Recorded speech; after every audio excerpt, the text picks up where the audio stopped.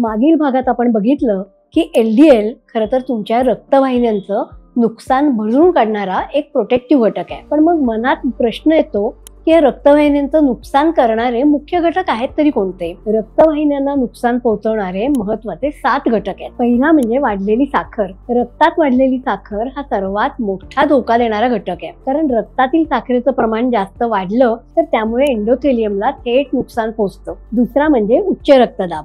वाढलेल्या ब्लड प्रेशरमुळे रक्तवाहिन्यांवर सतत ताण येतो आणि त्यांना सूज येते। तिसरा घटक म्हणजे धूम्रपान आणि मद्यपान। हे दोन्ही पदार्थ रक्तवाहिन्यांना कमजोर करतात आणि त्यांची दुरुस्ती करण्याची क्षमता कमी करतात। चौथा म्हणजे ट्रान्स फॅट आणि डीप फ्राईड फूड।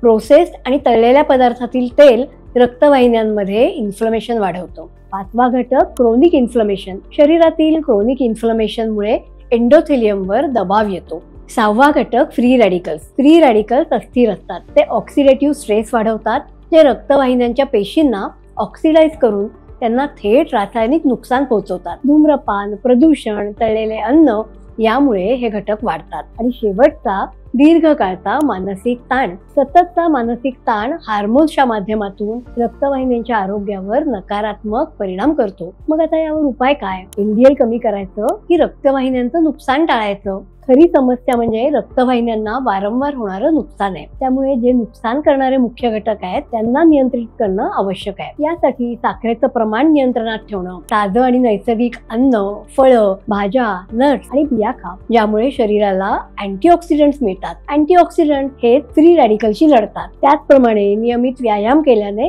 रक्ताभिसरण सुधारतं आणि धूम्रपान, मद्यपान टाळणंही तितकंच गरजेचं आहे। LDL वाईट नाही, पण त्याला चुकीच्या कारणांसाठी काम करायला लावू नका। तुमच्या विचारांबद्दल आम्हाला कॉमेंट्समध्ये नक्की कळवा आणि जीवनशैलीत योग्य बदल नेमके कसे करावेत याबद्दल माहिती हवी असेल तर मला जरूर संपर्क करा।